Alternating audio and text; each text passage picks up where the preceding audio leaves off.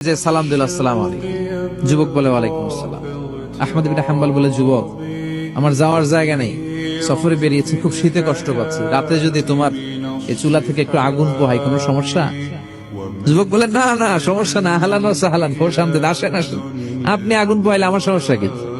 সুবহানাল্লাহ পড়েন। আল্লাহ শুকরিয়া করে উনি বসলেন আর আগুন পোহাচ্ছেন, আর খেয়াল করলেন যুবক রুটি বানায় আর পরে আস্তাগফিরুল্লাহ, রুটির দলা বানায় পরে আস্তাগফিরুল্লাহ, খামির বানায় আর পরে আস্তাগফিরুল্লাহ, রুটি নিয়ে উনুনের ভেতরে চুলার ভিতরে সেকা দেয় আর পরে আস্তাগফিরুল্লাহ, দোকানদারের কাছে কেউ আসলেই সে রুটি দেয় আর পরে আস্তাগফিরুল্লাহ, ক্রেতার কাছ থেকে টাকা নিয়ে ক্যাশ বক্সে রাখে আর কি পড়ে, আবার রুটি বানানো শুরু করে আর কি পড়ে, খালি এটাই পড়তেছে। ইমাম আহমদ ইবনে হাম্বল তো অবাক, কিরে এটা আবার কেমন যুবক, খালি আস্তাগফিরুল্লাহ। উনি প্রশ্ন করলেন, যুবক ঘটনা কি? আসার পর থেকে তোমার দেখতেছি তুমি রুটি বানাও, রুটি বিক্রি করো আর পড়ো আস্তাগফিরুল্লাহ, মালাকা ইয়া শাবাব। যুবক বলে, আস্তাগফিরুল্লাহ আমার সবচেয়ে বেশি পছন্দের আমল, আমি সব সময় আঠার মতো ইস্তেগফারের সাথে লেগে থাকি আর সব সময় পড়তে থাকি আস্তাগফিরুল্লাহ, আর এর বদৌলতে আল্লাহ আমারে মুস্তাজাবুদ দাওয়া বানিয়ে দিয়েছে। আহমদ ইবনে হাম্বল তো অবাক, আনতা মুস্তাজাবুদ দাওয়া, তুমি মুস্তাজাবুদ দাওয়া, রুটিওয়ালা। আমি এত বছর হাদিস পড়াই, আমিও তো মুস্তাজাবুদ দাওয়া না, আর তুমি রুটি বেচো বাজারে, তুমি মুস্তাজাবুদ দাওয়া, তুমি দোয়া করলে সব কবুল হয়ে যায়।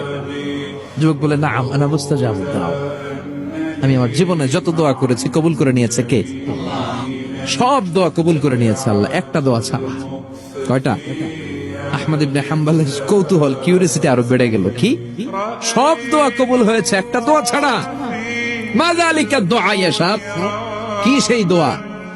যুবক এবার বলতে শুরু করলো, আমার জীবনে যে দোয়াটা আল্লাহ কবুল করে নাই সেটা হচ্ছে, আমি আল্লাহর কাছে অনেক চেয়েছি, অনেক দোয়া করেছে যে আল্লাহ, শুনেছি এই জামানার সবচেয়ে বড় মুহাদ্দিস, তার নাম নাকি ইমাম আহমদ ইবনে হাম্বল, আল্লাহ তোমার কাছে আমার চাওয়া, আমি যেন এই ইমাম আহমদ ইবনে হাম্বলরে দেখে মরতে পারি, আমি যেন ইমাম আহমদ ইবনে হাম্বলের হাতে হাত রেখে মুসাফা করতে পারি আর তার কপালে একটা চুমু এঁকে দিতে পারি।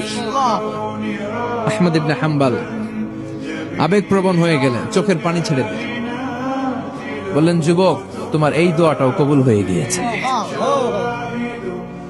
আহমদ ইবনে হাম্বলের দেখা সাক্ষাৎ পাওয়ার জন্য আহমদ ইবনে হাম্বলের বাড়িতে তোমার যাওয়ার দরকার নাই, আহমদ ইবনে হাম্বল তোমার দরবারে ছুটে এসেছে। আনা আহমদ ইবনে হাম্বল মুহাদ্দিসুদ দাহর, আমি নিজেই আহমদ ইবনে হাম্বল। যুবক চোখের পানি ছেড়ে দেয়, আহমদ ইবনে হাম্বল চোখের পানি ছেড়ে দেয়।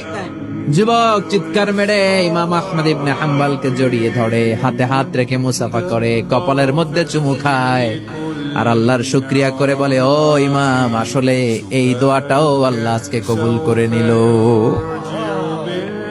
বিশ্বাস হয় সবসময় ইস্তেগফার করলে আপনার দোয়াগুলোর এইভাবে কবুল করে নিবে কে?